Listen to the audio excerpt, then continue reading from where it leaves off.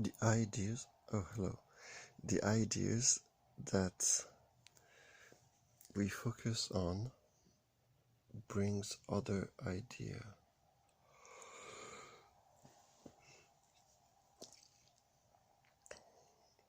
Of similar nature, similar vibration.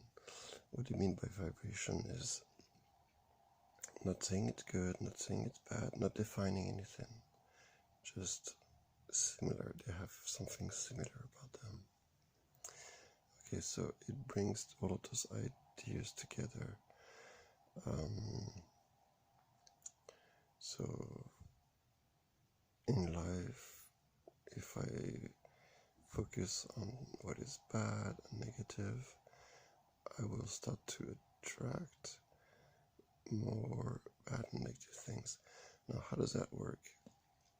You got to think about your mind, your consciousness is pressing on the fabric of space-time, which is memory, and as you press on it, it creates a little valley, and things start to rotate around it, start to go, so it creates like a gravity, and things start to swirl in there. And the more you focus at the same place, then the more you have that deepening effect, where it attracts other and bigger ideas until your attention is actually swallowed by that place.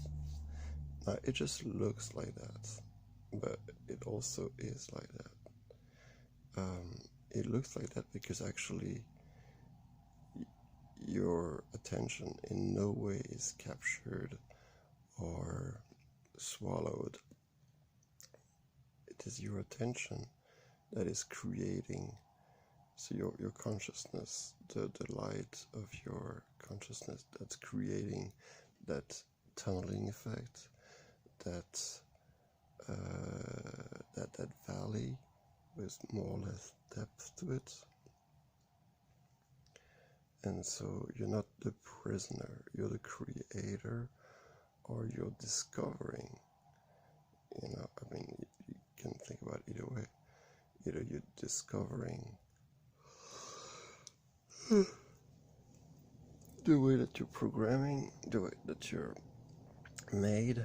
Oh my goodness, I had this depth about myself that I did not know. And you're discovering deeper.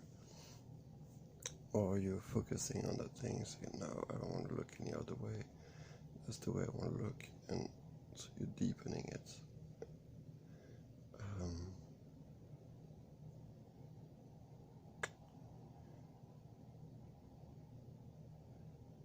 Yeah, so I'm just seeing all those ideas like leaf.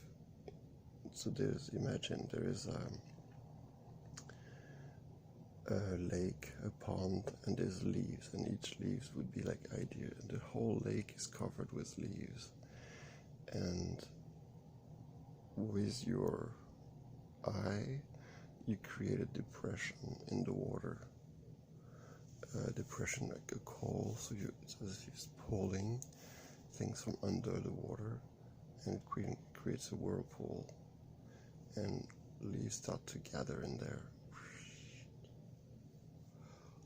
and go down, and leaves also your thoughts.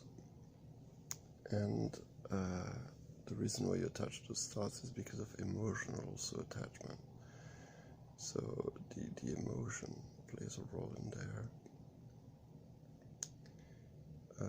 That's the connection part. And they coalesce, they try to go down. How does the emotion play?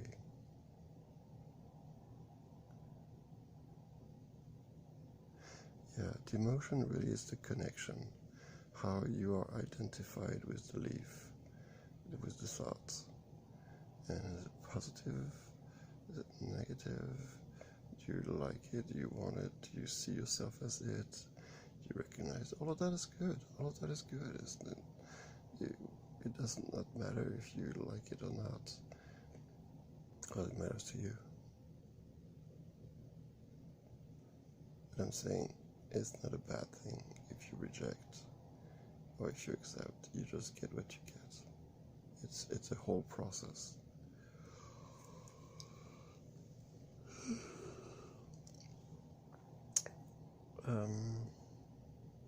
How to undo it?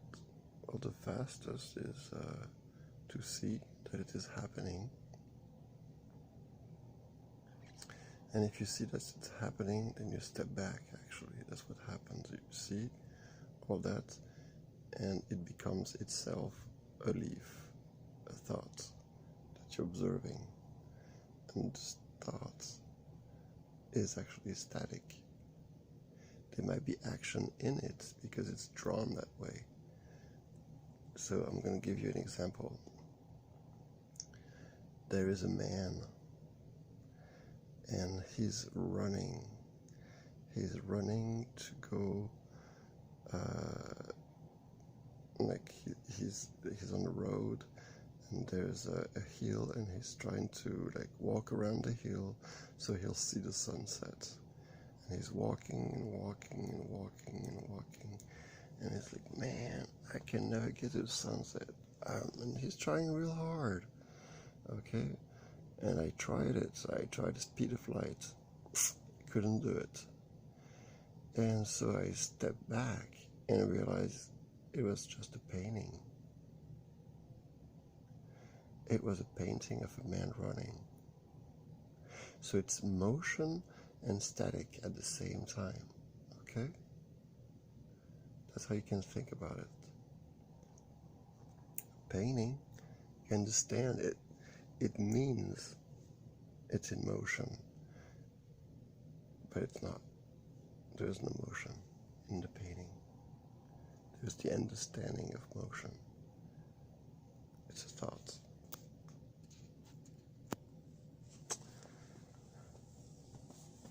So nothing is falling. There is no movement. Oh, sorry. It's 12 o'clock. And so there is no movement.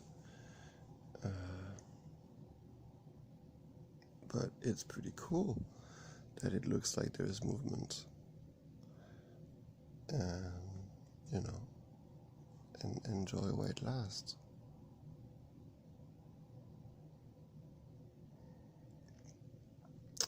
Alright, so my attempt was to describe the psychic world in matter that correlate, I guess, with the physical world, so that you see that the psychic world has many connection, many link with the psychic world, the physical and psychic. Some of the laws are actually very similar.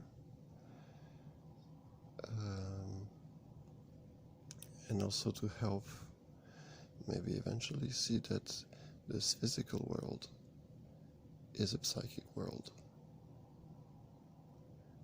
It is a little bit different, because, let's not deny that we're walking and all that stuff. That's the beauty of it. But there is something very psychic about it. Science has found no evidence that there is an object, like an atom, like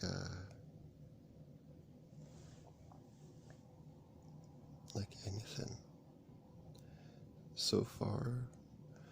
So that it's interesting though, because they're talking about quanta.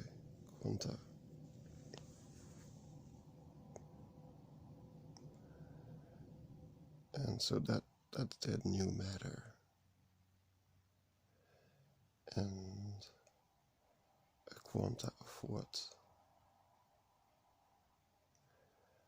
A quanta of reality.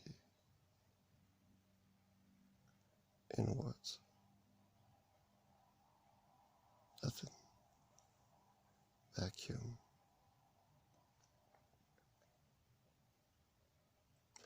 And so they're thinking about the vacuum as a space. they're thinking about vacuum as time. What if space and time is also quanta?